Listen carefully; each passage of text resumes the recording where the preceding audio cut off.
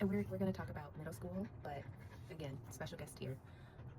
It is, whole middle school was so chaotic. I went to a magnet middle school, and they tell you that that is slightly better from a public school perspective, but I just put my face oil on, and he is not trying to let me live my life.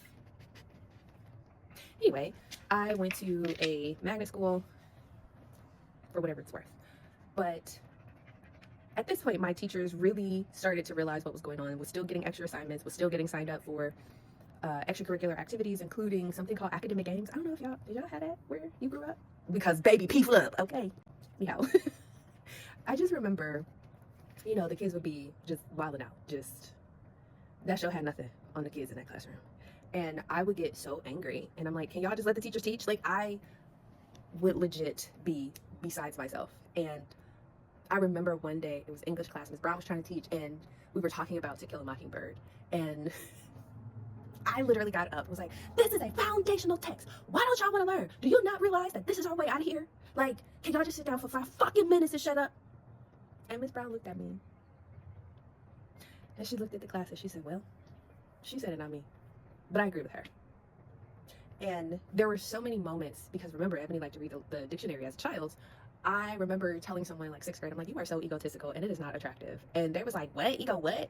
Now, many people tend to forget that Ebony is from the east side of Detroit, okay? And I waited until I graduated high school to say that I was never caught when it came to fighting, but I was not always the woman that I am today. And ironically, I only ever ended up getting into fights with boys, which didn't bother me because, I had an older brother and I grew up around all boys, and they would never, ever, ever allow me to use the fact that I was a girl because I could catch these hands. And I was like, oh, word, that's what we do. We fist fighting? Bang. And I think people tend to have so many negative perceptions and connotations of people who grew up in these spaces and think that they're not intelligent. But baby, it was a lot going on, okay? And also at this point, I was doing a lot. I was in a lot of clubs, doing a lot of things at church, getting a lot of opportunities there, getting awards, going to all of these luncheons where I can pronounce nothing on the menu. But I'm still trying to figure out, all right, I see these things are happening. I'm seeing what's possible for me. What else is out there? So I'm asking people, hey, we just went to that luncheon. I just ate that disgusting vinaigrette. What do these people do for work? What are their kids like? What are their families like? And it's not that I wanted to be something that I wasn't. Quite the opposite. I was trying to figure out how were they achieving, quote unquote, the things that they got access to, because I'm like, I'm seeing my school, I'm seeing day school, I was a choir, so we're going to these different places, and I'm like, wait a minute, why does school look like this? So now you can see, and I didn't even talk about, going to the farmer's market, going to different schools. That will come more when I kind of talk more about high school, but you can see how that social justice lens for me started to become a lot more clear even when I was younger, because I was trying to understand, why was it different for me and the other kids that were around me, and why couldn't we have these things? And no one was talking about it. I mean, why would they be? I was 11, 12, 13, 14 years old at this point, but it still bothered me. So I went through school, straight A's, all through the entire process. And I was approached at church by someone that asked me, what was I thinking about in terms of high school? Now, in Detroit, you had Cass, King, and Renaissance, and you had to take a placement test at the time. I don't know what it's like now, but I remember sitting for the test, passing it. In my head, I was like, okay, I'm going to Renaissance, even though Martin Luther King was a bus ride away. I'm like, I want something different, something out of my neighborhood. Like, I want to be able to, again, explore something different. I have always put myself in uncomfortable situations because I want to always know what's possible. The curious side of me will always win the battle, but fortunately, I've kept myself alive because my intuition never lies. So there was that. But I took the placement test and I was like, great, all right, we're doing these things. I had all these plans. Now, church person, Auntie Bernice, love her to death, may her soul rest in peace. She was like, you're not going there. I was like, say what? She was like, I know some women and I want you to look at some private schools. And I was like, Miss Bernice, who gonna pay for that? Because my mama can't afford that. What you talking about? Like, huh? And she was like, don't worry about that part. I was like, how can I not? My mama don't got no Ebony. I said, okay. She's like, I want you to talk to somebody. And then we're going to have you take a couple tests. And I was like, I don't like taking tests. What is this? Fast forward, I end up meeting a couple of folks. I get introduced to a couple more folks from the University of Liggett at Grosse Pointe, which is a college preparatory private school, and end up taking a placement test. In addition to taking said placement test, obviously, they were like, you should really apply. I was like, again, I see how much this costs.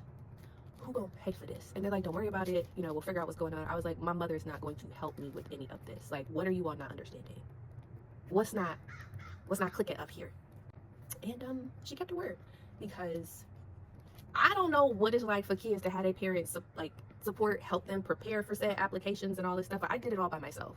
I got my presentations together, my writing samples. I had people at my middle school helping me. I was like, I don't know what a letter of recommendation is, but can you write one for me? And they're like, what do you need that for? I was like, they trying to get me to go to this private school, and my mama can't pay for that, but they keep telling me don't worry about it, so can you write the letter? I don't know what you're supposed to put in it. And they would laugh at me. I'm like, girl, why are you laughing? I'm serious. I don't.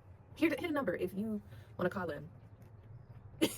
and and I did well on most of the tests except algebra. I think I was behind in math, and they're like, don't worry, we'll take care of it. I'm like, y'all keep saying this. Is this some white people stuff? Because I don't understand this. I don't understand this. And they wasn't kidding. I literally did the application. I found my mom's tax form. She's like, what do you need that for? I was like, the school I keep telling you about. Yeah, apparently something's happening, but I need your information. Well, I don't know about that. I know you on disability and you sick, but here we are. Fast forward, full ride scholarship to University Liggett, and ended up going to summer school. Met one of my, to this day, best friends. And yeah, we'll save high school for another time. But what I very much so glossed over was the fact that I lost my father in the middle of all of this. My dad died May 20th, 2002. So on top of trying to do all of this and figure this stuff out. Oh, and just starting my menstrual period. I started my period. Yeah. I'm trying to figure this out. The hormones. What am I supposed to do with this? School. Graduating from middle school. Taking trips. Being a part of these academic clubs. And now I'm about to enter a completely different world with people that I know nothing about and know nothing about me. We'll save that for the next video.